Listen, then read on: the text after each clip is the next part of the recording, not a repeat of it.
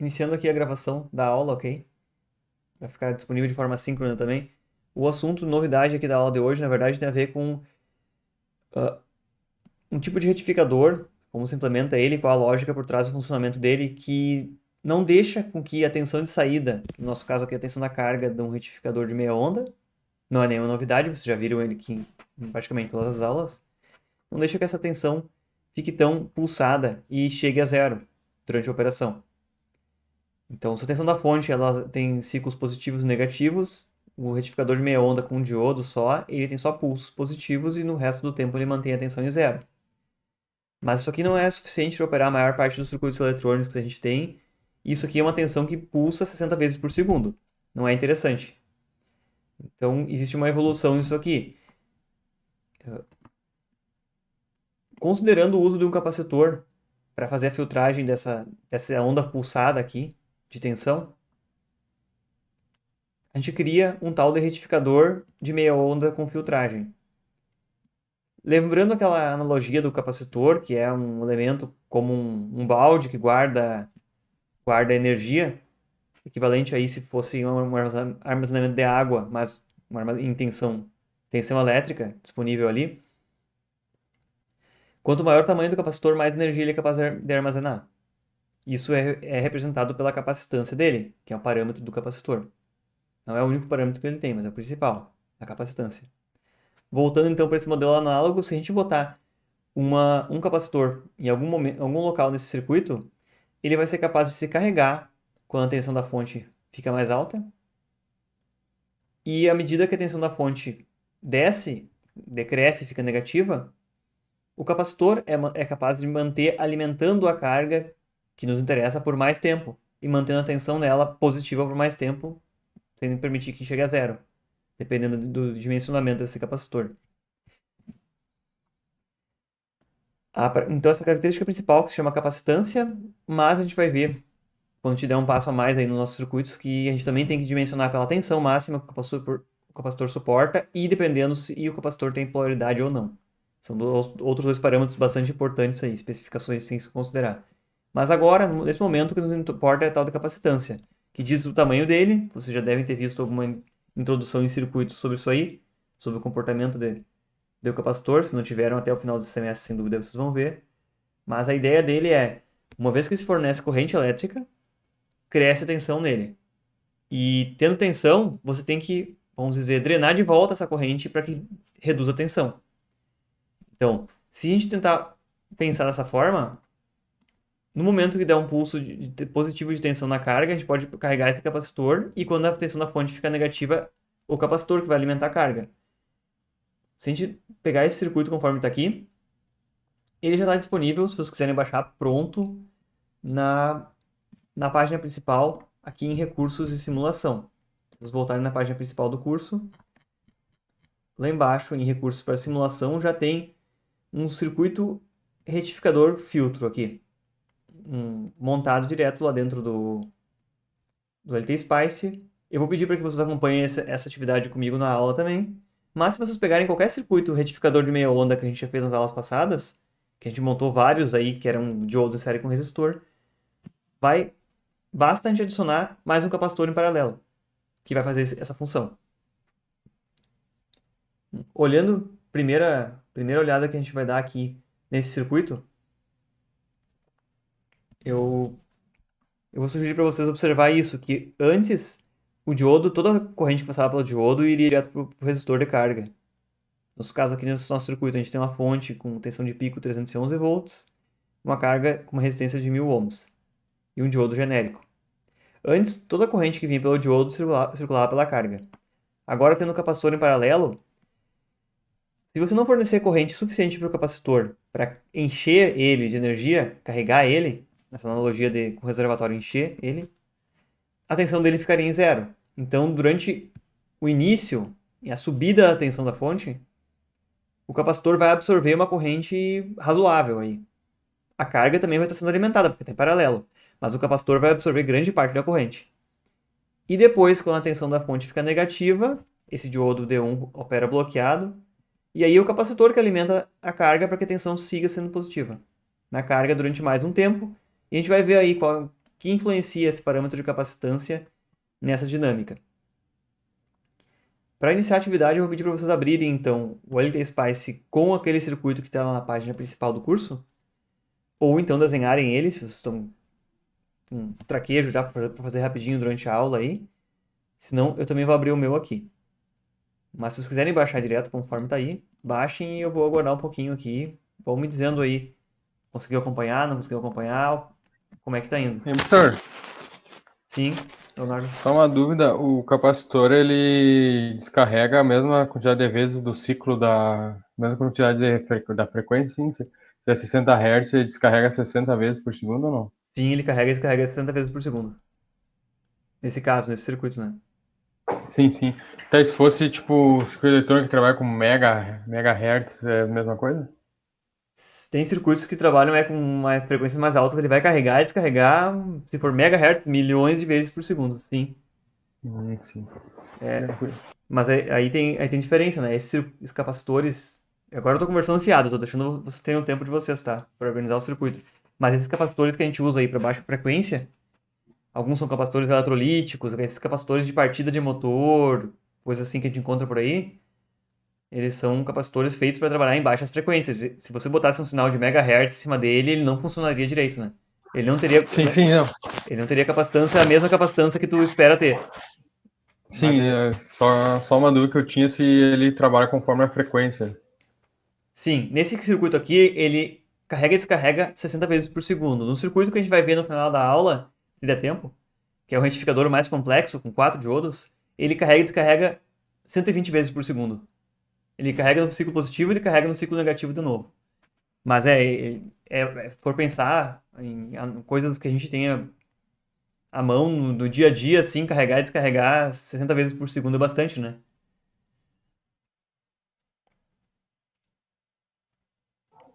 E tipo, os capacitores da partida, por exemplo, um ventilador, ele atua só na partida mesmo ou quando o ventilador, por exemplo, já tá ali, quando o motor já está em funcionamento, ele trabalha também, carrega e descarrega conforme a frequência ou não?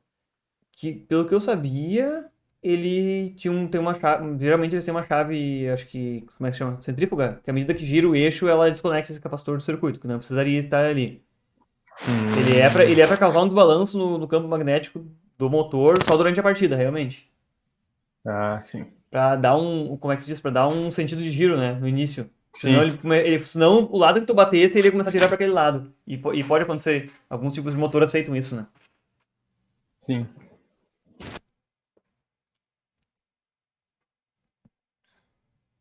Esse problema aí de ter um capacitor de partida, em geral, só se usa em motor monofásico, né? Não, motor trifásico ele já tem um sentido de giro determinado pela relação entre as fases da rede. Legal.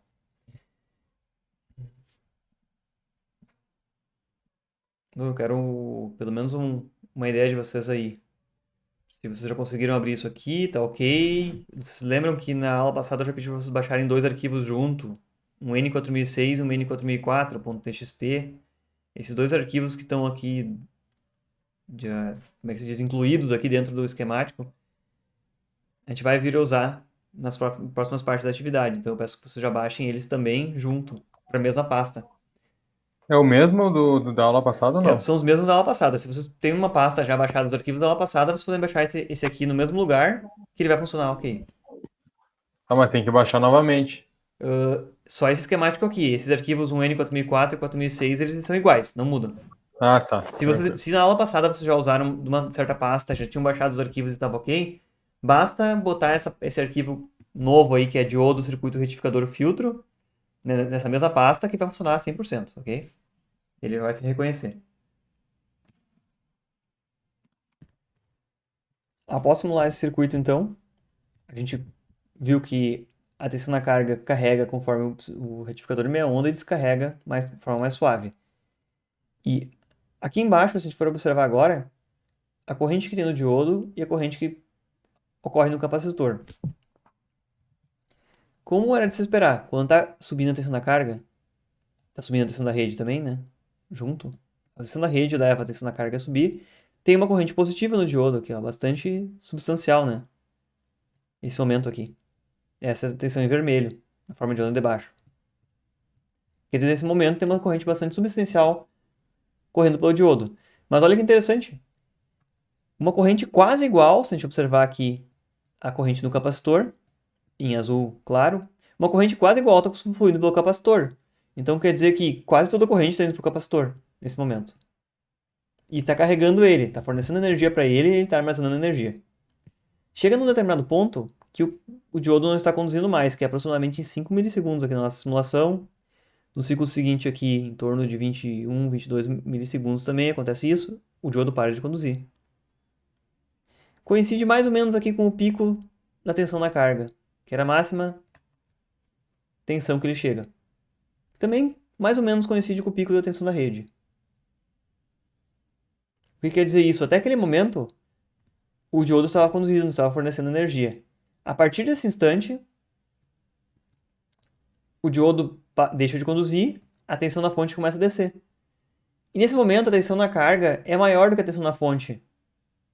Porque afinal, o capacitor, vamos dizer, ele tem uma relutância a permitir variação da tensão. Ele armazena a tensão, na forma de tensão, a energia. Então, a partir de um determinado momento, a tensão da carga não desce tão rápido quanto a tensão da fonte está descendo. Eu me refiro a mais ou menos essa região aqui de operação. A tensão da fonte está descendo, mas a tensão do capacitor não desce mais tão rápido. Então, se a tensão agora, nesse nó, do lado direito aqui, ela é mais positiva em relação ao nó da fonte, porque a da fonte está descendo a tensão, polariza reversamente esse diodo. Ele deixa de conduzir, então. E o capacitor fica por ele só. Então, não tem mais corrente aqui.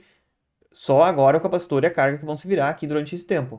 E esse tempo dura desde aquele momento lá que o diodo parou de conduzir até o momento que o diodo vai voltar a conduzir, que é aqui embaixo, que é praticamente quando a tensão da fonte passa na tensão naquele momento que a carga tem, que o capacitor tem.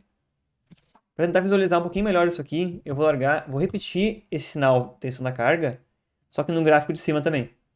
Aí fica legal de visualizar, olha só. A tensão da carga, inicialmente, ela acompanha a tensão da fonte e começa a decair lentamente. No momento em que a tensão da carga é maior do que a tensão da fonte, esse diodo não conduz mais. Então, no momento que as duas se separam, mais ou menos aqui, que a tensão da fonte cai mais rápido do que a tensão da carga, esse diodo já não conduz mais e estão isolados, esse capacitor e esse resistor aqui trabalhando do lado de cá. Eles vão voltar a receber mais energia e o diodo vai voltar a conduzir só aqui, ó, quando a tensão da fonte, no próximo ciclo, subir e ficar mais positiva em relação à tensão da carga. Esse diodo vai voltar a conduzir e vai carregar de novo o capacitor. E o que a gente observa? O curioso aqui, é meio difícil observar e direto, assim, olhar, entender de cara isso aqui. Mas a corrente no capacitor, a média dela sempre vai ser zero. Porque em alguns momentos está entrando corrente e está aumentando a tensão no capacitor. Em outros momentos sai a corrente do terminal do capacitor e ele é descarregado. Na média, é zero essa corrente, porque senão ficaria crescendo indefinidamente. Se a corrente fosse sempre positiva, ela cresceria a tensão do capacitor até explodir. Mas na média é zero, então em alguns momentos, como a gente observa aqui nesse ciclo do meio, em alguns instantes, a tensão do capacitor, a corrente no capacitor ela é positiva. Naquele momento, coincide com a rampa de subida. Está carregando, V carga, quer dizer que está carregando o capacitor. Mais ou menos esse triângulo aqui. Em outros momentos, que se estende aqui por toda essa descarga, esse instante aqui embaixo, que coincide com a queda da tensão da carga, a corrente no capacitor é negativa, indicando que naquele momento da descarga que a tensão está decrescendo, está saindo corrente do capacitor. Por isso ela é negativa. Se a gente olhar aqui no gráfico, o zero está aqui, nessa linha. Então, na média, ao longo de um ciclo, a corrente é zero, porque o mesmo tanto que entra é o mesmo tanto que sai do capacitor. Isso é um equilíbrio. A energia não se cria, né? Então, toda a energia que for fornecida para o capacitor, ele vai conseguir fornecer adiante, durante outro momento. Mas ele não cria energia. Então, isso vai sempre se igualar. Essas relações. Como forma da gente tentar pegar esse feeling, esse entendimento do funcionamento das coisas. Eu vou botar um capacitor menor aqui de 1 microfarad. Farad é a unidade de medida de capacitância, né? Então, 1 microfarad é um capacitor bastante menor, 10 vezes menor que o outro. O primeiro ponto que eu vou chamar a atenção para vocês é Não simulei ainda, ok? Esses são os dados antes de eu alterar. Aqui era uma reta de decaimento da tensão quando tinha 10 microfarads. Quando tiver um capacitor menor, ele tem uma menor capacitância, é um reservatório menor. Então, enquanto estiver alimentando a mesma carga, um reservatório menor, ou um capacitor menor, vai permitir, então, que caia mais rápido a tensão, porque ele não vai ter tanta energia armazenada para fornecer. Então, se com 10 microfarads caía com essa inclinação aqui a tensão, essa inclinação no tempo, né? Tantos volts por milissegundo, uma certa inclinação. Se o elemento armazenador de energia é menor, se o capacitor é menor, o nosso reservatório é menor, tende a cair mais rápido aqui ainda. Então tende a se descarregar antes e chegar até o ponto em que for carregar de novo, ele vai chegar a uma tensão mais baixa. Aqui tem zero, nesse caso não tem como baixar de zero, né? Me equivoquei aqui o riscar, mas ele vai chegar até o zero aqui.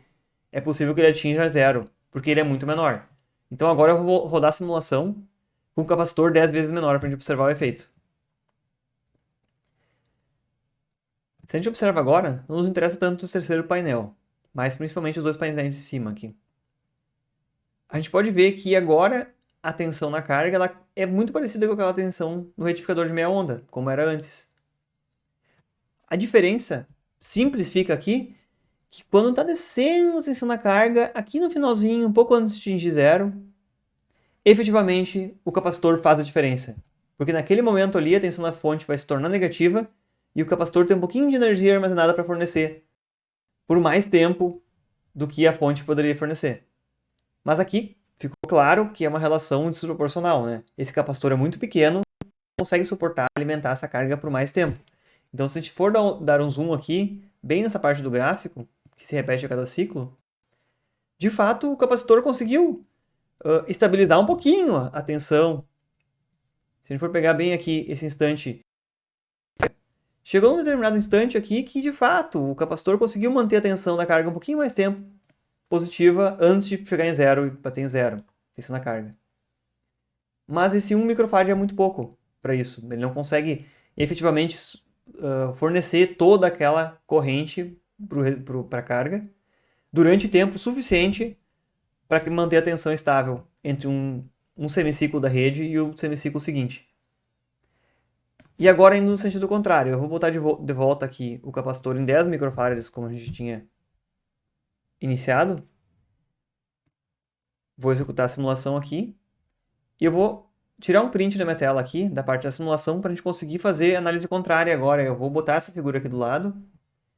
E a gente vai comparar esse resultado com o próximo. E o próximo agora, eu vou aumentar então o tamanho do capacitor. Se eu tinha 10 microfarad, eu vou botar aqui 22 microfarad, que é um pouco mais do que dobrar a capacitância. Se um capacitor menor faz a tensão na carga decair mais rápido, um capacitor maior vai fazer a tensão na carga decair mais devagar, né? É a tendência dele. Por um capacitor maior, é um reservatório com maior quantidade maior volume, né? Armazenado. Nesse caso, de energia. Eu vou tentar fazer um teste aqui, ver se vai funcionar direito para nós. Eu vou riscar a minha tela aqui. Um tracejado de como é a tensão na carga nessa situação. E aí, quando eu simular de novo, vai ficar esse tracejado na mesma posição da tela. Vamos verificar se para nós vai ser suficiente para a gente entender o comportamento. Ok? Então, eu vou manter o tracejado aqui e vou rodar de novo a simulação agora com um capacitor maior. Dá para ver razoavelmente, né? Um gráfico sobre o outro. O que aconteceu nesse caso agora é que a tensão da carga se manteve mais estável por mais tempo. E até mesmo esse momento em que ela volta a conduzir aqui, ele ficou um pouquinho mais atrasado. Porque se a gente olhar para o gráfico de cima, por muito mais tempo, esse diodo fica reversamente polarizado, enquanto a tensão da carga é maior do que a tensão da fonte. E aqui ele deixa de ficar reversamente polarizado e volta a conduzir. Eu sei que ele volta a conduzir naquele instante, porque lá embaixo eu vejo que sobe a corrente no diodo, né? Então, aquele momento lá, abruptamente, ele começa a conduzir. Ele não tinha corrente nenhuma. Aí a tensão da fonte subiu, ele voltou a conduzir e voltou a encher o capacitor, fornecendo uma quantidade significativa de corrente para o capacitor para voltar a carregar ele. Tanto que aqui nesse gráfico de baixo a gente vê que praticamente toda a corrente fornecida pelo diodo, enquanto ele está conduzindo, ela vai diretamente para o capacitor. O azul claro aqui. Então, olha só. Muito pouco vai para a carga. Essa pequena diferença entre as duas linhas é o que a carga efetivamente está conduzindo naquele momento. A maior parte da corrente vai direto para o capacitor. Quer dizer, grande parte da corrente carrega o capacitor e depois, entre esse início do bloqueio do diodo e o próximo instante lá, que é todo esse tempo aqui que eu estou destacando, fica sozinho o capacitor e o resistor. O capacitor fica alimentando sozinho o resistor. Se a gente for olhar agora, com esse valor de capacitância, o tempo que o capacitor fica alimentando a carga sozinho é maior do que o tempo que a fonte está alimentando. Que se a gente for olhar aqui, esse tempo entre o diodo entrar em condução e ele sair de condução, é o tempo em que a fonte está alimentando diretamente o capacitor e a carga. A maior parte do tempo é o capacitor sozinho que está mantendo essa tensão.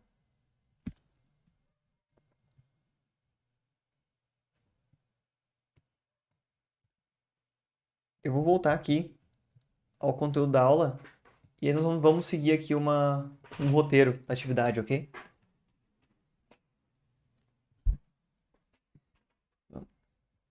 Para a gente conseguir formalmente dizer, olha, o quanto é bom essa solução desse retificador, o quanto é bom, o quanto ele está mantendo de fato a tensão mais estável na saída, a gente tem que observar algo chamado ondulação da tensão. Nesse caso, é a ondulação da tensão entregue na nossa carga, né, na saída do nosso retificador. E a ondulação ela é definida como a diferença entre a tensão máxima e a tensão mínima, que surge na saída do nosso retificador. Se vocês forem olhar nesse exemplo que eu botei aqui, numa forma de onda de tensão, eu posiciono um cursor lá no valor máximo dela e outro cursor aqui embaixo no valor mínimo. Eu posso subtrair manualmente as tensões de um cursor e do outro, ou eu posso pegar aqui embaixo, que ele já faz a subtração automática para mim. E aqui, de acordo com a sequência do cursor 1 e o 2 que eu botar, ele vai dar mais 40 ou menos 40. Mas o que nos interessa é saber que 40 volts corresponde a essa diferença aqui, ó. A tensão máxima e a tensão mínima que ocorrem na saída do retificador. Se a gente der um passo atrás de novo e lembrar o retificador de meia onda, o retificador de meia onda, a ondulação de tensão era a tensão de pico. Porque no retificador de meia onda, se a gente voltar na forma de onda dele aqui, a tensão de pico da rede era máxima e zero era mínima. Então a ondulação dele era 311 menos zero. Era 311, que é enorme a ondulação, né? No nosso caso agora, como essa forma de onda está mais suave, a gente pode medir essa ondulação. Inclusive, dar a especificação do problema por isso. A gente pode dizer, ó, a ondulação tem que ser menos que 10 volts, ou a ondulação tem que ser menos 5 volts para contemplar o que a gente precisa. Em geral, vários circuitos eletrônicos conseguem operar tranquilamente com 5, 10% de ondulação na tensão que está alimentando eles. Não é necessário estabilizar perfeitamente a tensão entregue para o circuito. Mas, vamos falar de 5 a 10% de 12 volts é 1 volt só. 1.2 volts. 10% de 12 volts é 1.2 volts. É pouco se for pensar, tem um raciocínio mais aprofundado, né? Mas vamos fazer a medição então de qual a ondulação de tensão que a gente tem agora no circuito que a gente está simulando nesse momento.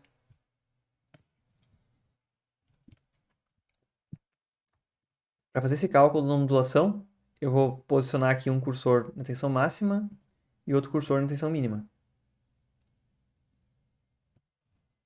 E ao fazer isso, surge essa telinha aqui das medidas, né?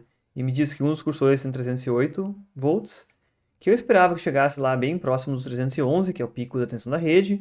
Provavelmente se ajustar um pouquinho mais para o lado aqui, vai chegar mais perto dos 311, é o 310 volts. E o de baixo aqui, a tensão mínima, que ele chega 166. Então, atualmente, nessa configuração, a ondulação de tensão, que vai de 310 a 166, é de 143 volts. Olha, é praticamente a metade da tensão máxima, né? Essa ondulação é bastante grande ainda.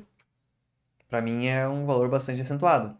Talvez para várias aplicações isso sirva e não tem problema nenhum. Mas eu acho que é uma ondulação bastante grande. Então o que eu vou fazer aqui agora? Seguindo o que estava lá no nosso roteiro, a gente vai aumentar mais alguns valores de capacitância e observar o que acontece primeiramente com a tensão da carga. Ok? Vamos observar como essa capacitância vai influenciando a ondulação da tensão da carga. A gente partiu aqui, nesse momento, com 22 microfarads, deu 143 volts a ondulação. Eu vou até anotar do lado aqui, num bloquinho de notas, e depois a gente retoma esses valores, né? Aqui. Então, com 22 microfarads, a ondulação é 143 volts. 143,4, 6 volts. Eu vou aumentar agora o meu capacitor, um pouco mais que o dobro, vou botar 50 microfarads. E, sinceramente, para essa tensão de 311 volts de pico, já vai começar a crescer, já vai ser um capacitorzinho, um volume significativo. No momento que eu cliquei Run aqui, executei a simulação, eu vou ter que reposicionar os cursores, porque agora esses pontos em que o diodo entre bloqueio e entre condução, eles mudam um pouquinho de posição. Então, vou dar um zoom aqui para me facilitar. Tentar botar o máximo possível esses cursores no mínimo e no máximo aqui. O máximo chega lá nos 310 volts e o mínimo chegou em 233 volts ainda. Então, com 50 microfarads, conforme essa medida que eu fiz aqui, microfarads, a ondulação ainda ficou em 76,5 volts. Está claro que o valor que eu estou medindo é esse aqui, né? É a diferença entre a tensão máxima e a mínima na forma de onda. Olha, 76 volts em relação à tensão média que a gente tem aqui, eu tô extrapolando um pouco aqui agora. Mas, se nós pararmos aqui para medir a tensão média, lembra aquela questão? Média do sinal, Ctrl, eu dou um clique nele. Em torno de 260 volts. 76 em relação a 265 volts. 76 volts por 265 vezes 100. Isso aqui dá 28% da tensão média, a ondulação. Olha, uma ondulação bastante grande ainda. 28% da média é aquela ondulação lá em cima. Ok, a gente pode melhorar ainda. Vamos melhorar então ainda. De repente vamos botar mais um valor de capacitância aqui. Vamos subir essa capacitância para 100 microfarads. E agora vai ser efetivamente dobrar ela, né? Dobrar a capacidade de armazenamento de energia desse capacitor de novo.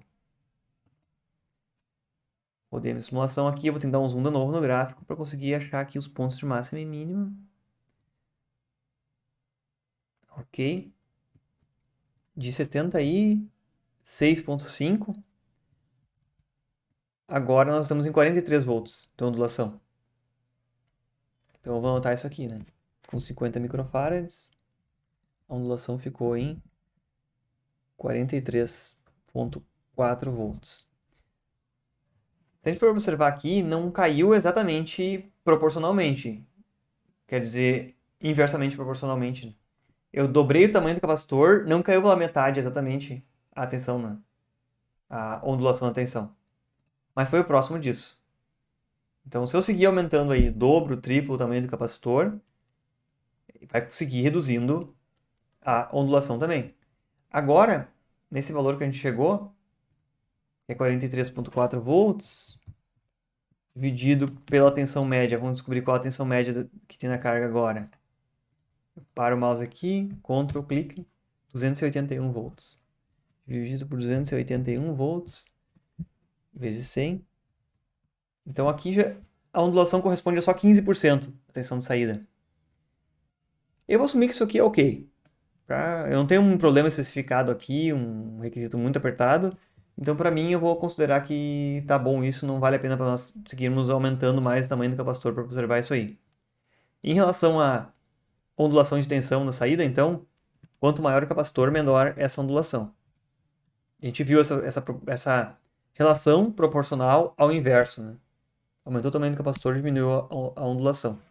E tem tudo a ver com isso, com o fato de que a carga drena a corrente, quanto maior a energia armazenada, mais tempo vai demorar para a carga descarregar ele. Se nós voltarmos aqui, então, a gente cumpriu com a primeira parte aqui, que é observar o efeito da capacitância. Agora vem a segunda parte, que pode não parecer tão óbvia e lógica, que é Bom, a gente observou que é ótimo ter um capacitor grande, né? Por que que eu não aumento ao infinito o capacitor? Nossa, eu tenho dinheiro disponível, eu vou pegar o maior capacitor possível. A gente olha para uma coisa aqui. Tá aí a corrente no diodo, como é que fica? Ao longo desses vários testes que a gente foi fazendo, a gente começou lá com 10 microfarads, a gente pulou para 22, para 50, para 100. Vocês nunca ficaram olhando para o gráfico de baixo aqui, né? Quem é que ficou prestando atenção no gráfico de baixo? É muita coisa nova, né? Para ficar assistindo. Mas alguém parou em algum momento para olhar o gráfico de baixo e observar os picos de corrente que ocorrem quando entra em condução o diodo? Alguém já tinha se dado conta disso?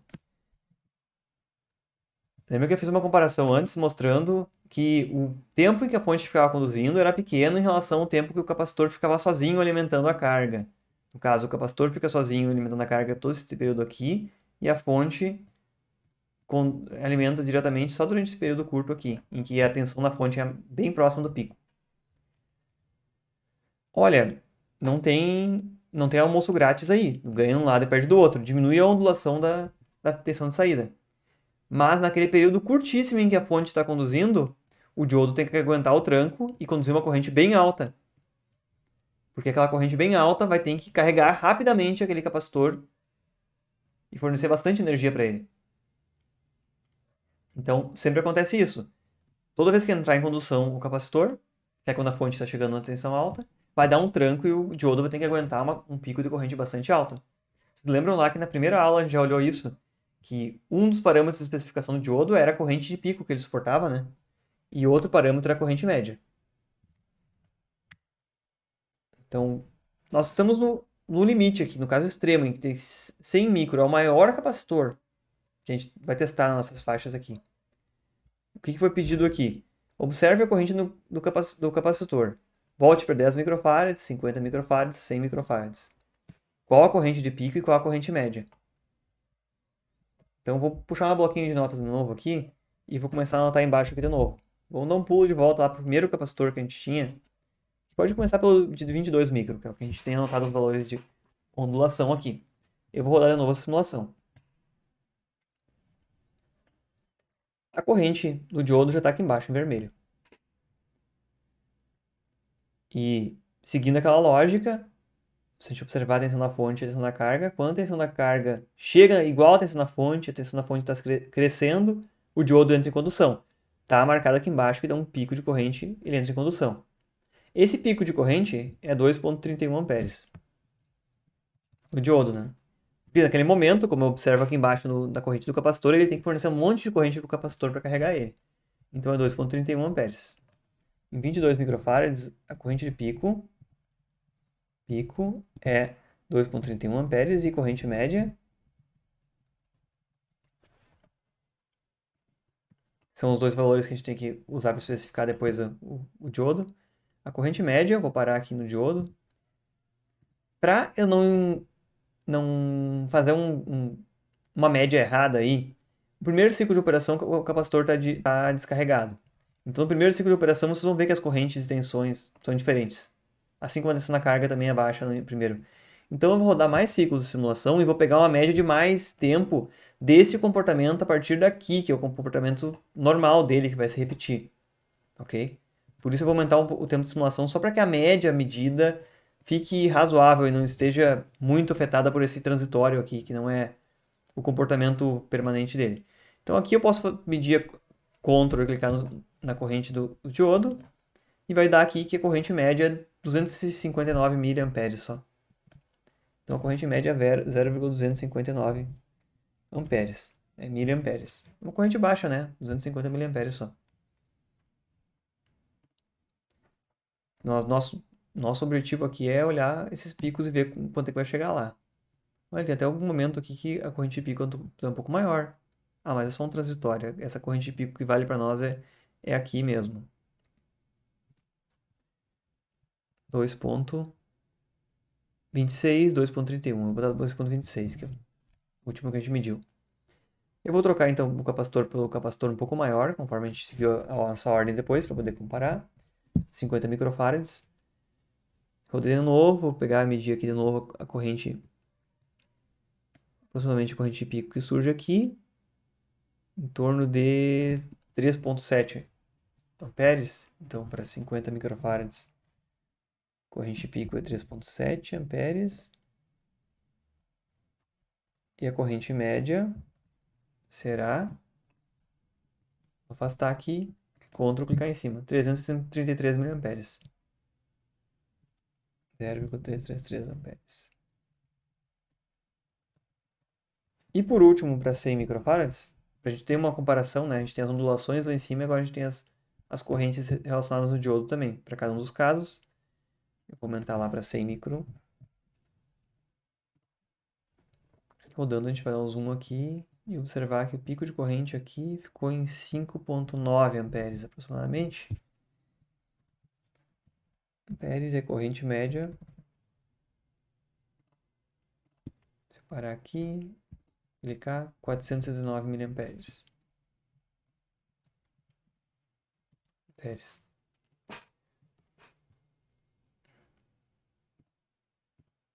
Uma das coisas que a gente pode observar fazendo essas comparações. É ótimo que é um capacitor maior diminui a ondulação, mas a gente vê que a corrente média não subiu tanto, ela não subiu proporcionalmente. Ela é mais ou menos parecida.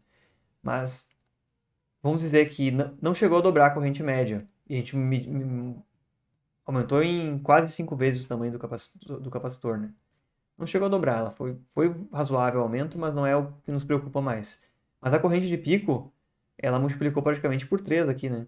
Quase chegou a multiplicar por 3, se chegasse a 6 amperes. Então, algo que é muito sensível aqui é, à medida que você aumenta o tamanho do capacitor, a corrente de pico que o diodo tem que suportar aumenta abruptamente, aumenta bastante. Então, é ótimo, muito bom que ele estabilize a tensão de saída, mas pense duas vezes que tem alguém que vai sofrer um estresse maior, que nesse caso é o diodo aqui. Então, a gente sabe que só pelo fato de ser esse capacitor, a gente vai ter que talvez repensar a especificação desse diodo. Até essa altura do campeonato, a gente já viu e que nesse circuito a gente já tem ideia dos valores que vão surgir. Para nós, o que é interessante, tentar tirar uma conclusão sobre esses valores que a gente mediu lá, então, e ver que quanto maior o tamanho do capacitor, maior a corrente de pico quando o diodo entra em condução.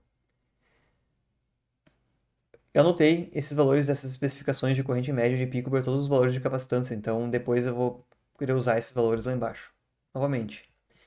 E o último parâmetro que a gente vai precisar medir na simulação é referente à tensão de bloqueio máxima do diodo. Se a gente lembrar bem, um dos primeiros circuitos que a gente simulou era exatamente esse circuito aqui, o retificador de meia onda, só que ele não tinha o capacitor, não tinha filtro, e também tinha tensão de pico 311 volts. E eu vou pedir para vocês aí, alguém que tem uma memória muito boa, e vocês lembram qual desses dois diodos a gente selecionou e por que a gente selecionou eles? Eu acho que foi a segunda aula isso aí, né? Logo que a gente começou a falar sobre diodo. A gente teve um motivo para selecionar um diodo desses aqui, e o motivo principal era a especificação de tensão de bloqueio.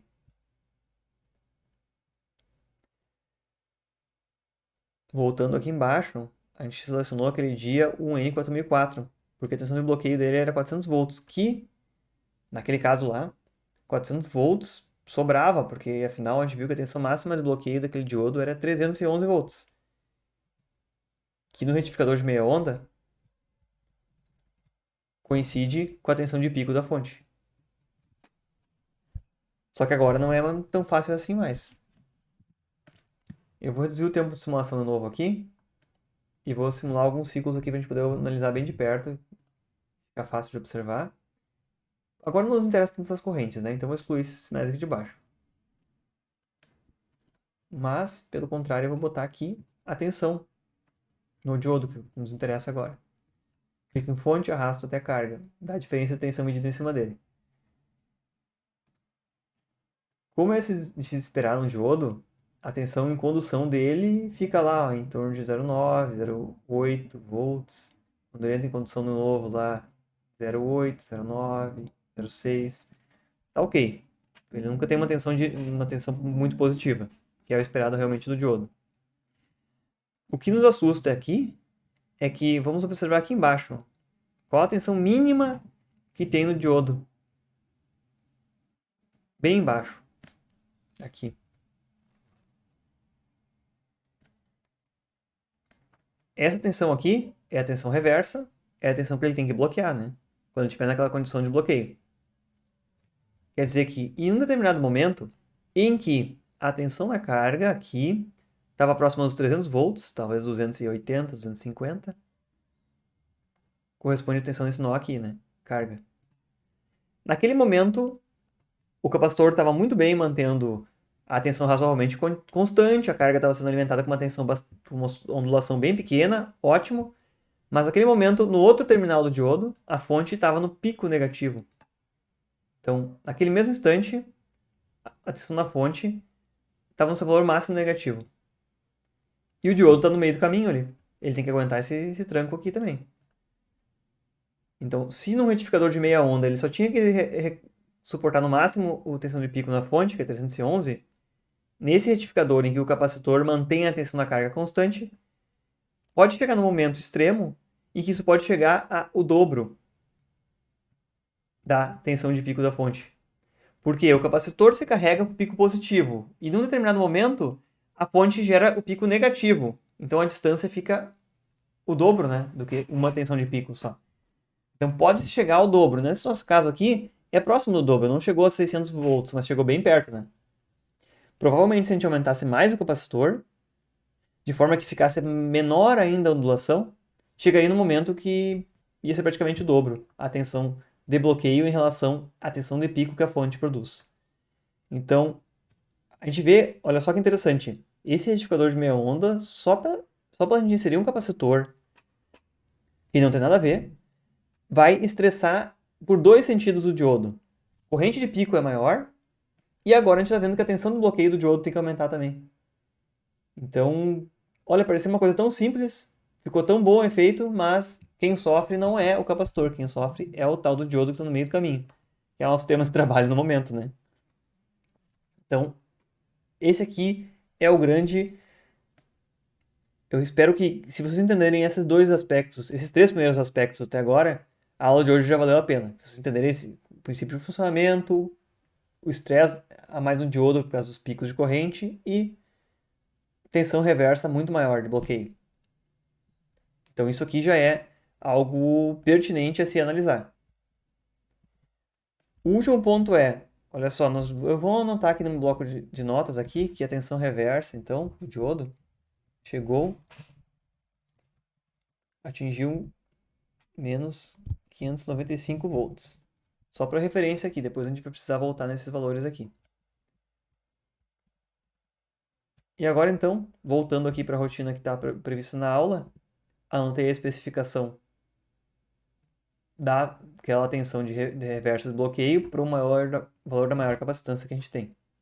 Agora, se a gente voltar aqui e tentar selecionar um diodo adequado às especificações, anteriormente, como a gente fez lá, e para quem tem uma memória boa aí, lembra que a gente pegou o N4004, mas o N4004, o principal aspecto era que a corrente média era 1 A, e nessa nossa aplicação não chegava a 1 A, e a tensão de bloqueio de 400 volts era suficiente. Pelo simples fato de a gente ter inserido um capacitor aqui, que tem um objetivo muito nobre, claro, manter a tensão mais estável na saída, menor ondulação, agora já não comporta o N4004. Como eu comentei com vocês, o valor dessa máxima tensão reversa, ela pode chegar ao dobro da tensão de pico da fonte. Então o dobro seria 622, né? Eu não acho seguro eu escolher simplesmente pela máxima tensão que eu simulei, que chegou aqui beirando os 600 volts, eu ir lá e escolher o primeiro diodo que suporta 600 volts nominal, que seria um N4005. O N4004 suporta 400, 4005 suporta 600. Eu acho arriscado pegar uma especificação tão próxima assim do limiar.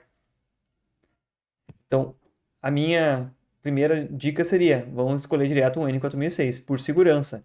Isso não é razoável escolher um outro diodo com tensão de bloqueio tão próxima do limite que a gente viu que chega a menos 595. Então, escolhendo o N4006 aqui. Eu escolheria isso aqui. A gente observou nas medidas anteriores que a corrente média, em qualquer uma das situações, inclusive nessa situação com 100 microfarads de capacitância, não cresceu tanto. Então, a corrente média suportada pelo diodo é abaixo de 1 ampere ainda. Tá tudo bem.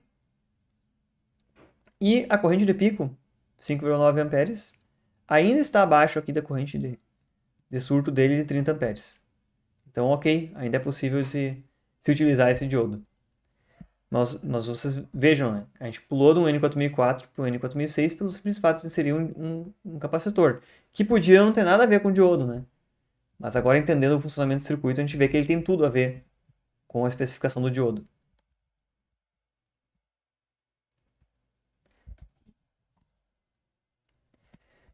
A dica é, então, usemos o diodo N4006.